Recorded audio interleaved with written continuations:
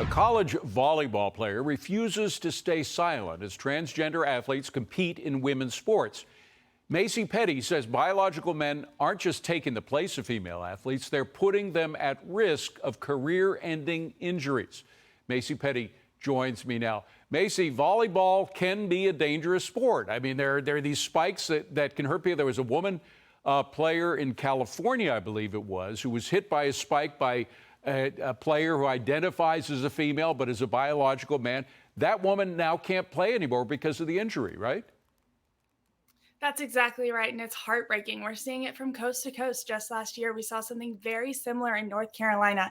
This is very uncommon for volleyball, but this is what happens when you put men on the court with other female athletes.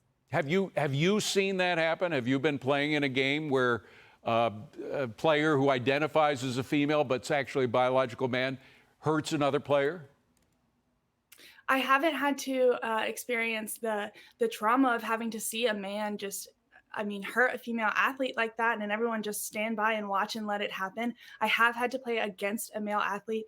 Thankfully, no injuries occurred, but it was in front of college scouts, and so our scholarships were at risk. And of course, there are 12 scholarships at this one university, and one of them is going to be going to a transgender athlete. I mean, it really seems like they're eating into women's sports, these new rules. They absolutely are. And there's a lot of money in sports, you know that. And these coaches, their jobs are dependent on them winning. And so if there's no rules from the NCAA saying that it has to be a female that occupies this female scholarship spot, then they're going to go out and recruit whoever's going to win. And unfortunately, because of biological advantages, they're going to go out and recruit men. Now, Macy, it takes guts to stand up against the status quo. I imagine you're learning that right now, but are you supported by your female teammates? I mean, do they mostly agree with you or what? Yes, I am with an organization called Young Women for America, and they've offered so much support for female athletes. There is overwhelming support from female athletes for this message, but that can still be a very lonely place to be, especially with ruling authorities turning a blind eye to this blatant discrimination. And so it's been encouraging to see organizations like Young Women for America who will support and stand up for female athletes. So what would you like the NCAA to do about all this? What kind of rules would you like to see be put in place? Well, it's quite simple. Charlie Baker doesn't need me to explain to him why female athletes need their own spaces. He knows that. He has girls who have played in sports. But unfortunately, while he's championing female athletes, there's no policies in place to ensure that these increased visibility, increased scholarships, increased NIL opportunities are actually for females. And so I'm simply asking him to clarify the rules that girls' sports are for girls only. Now, you've seen what happened to other women's sports figures like Riley Gaines and others who've spoken as you are. And they've received a lot of criticism, sometimes some threats, sometimes personal threats.